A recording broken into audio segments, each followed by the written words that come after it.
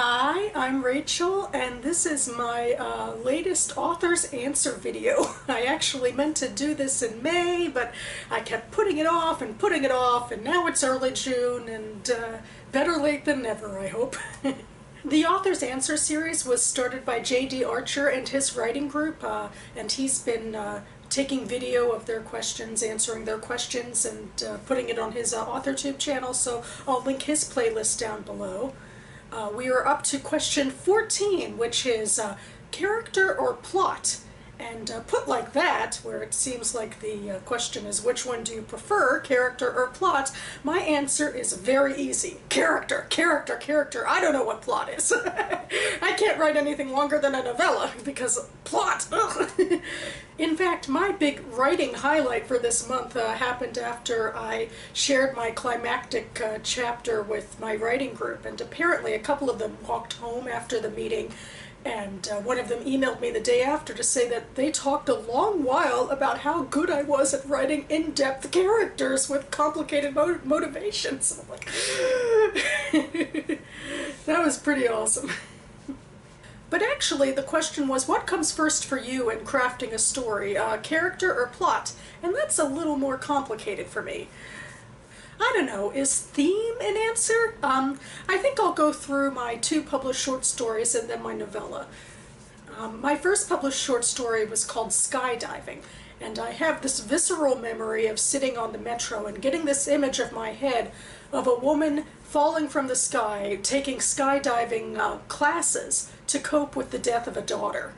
And I think the metro helped. I guess it was that movement part that connected with me, that someone would have to do a physical activity to deal with an emotional loss. My short story Quarter Life I meant to start as a novel, but again, I don't do long works, at least not yet.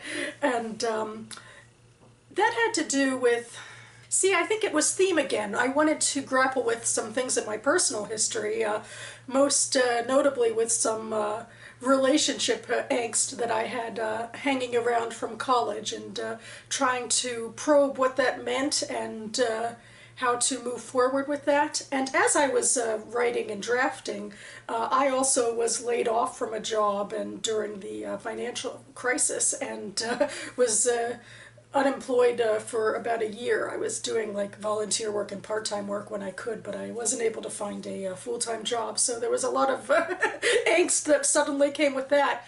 And my story kind of shifted from a road trip right after college to 4 years after college, where the past was a little more in the past and battling with the future of getting your life together in a more prescient way, I guess. And I think that helped too, bringing in that future element, because it forced me to stop trying to write a road travel story where I couldn't get enough momentum going to last a full novel, and to make that like part of a backstory, and to make the focus of the short story in the present be the quest to find a new job in this difficult job market. And finally, my novella. I keep on thinking about how shocked I think my writing group would be to hear about the provenance of my novella.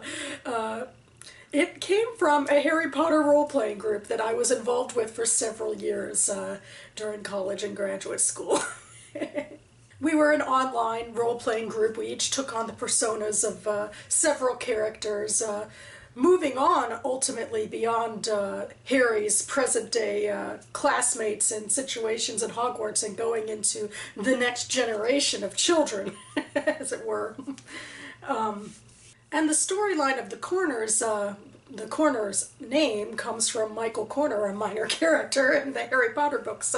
It roughly matches the storyline that I played out with a couple of people in the game in this next generation.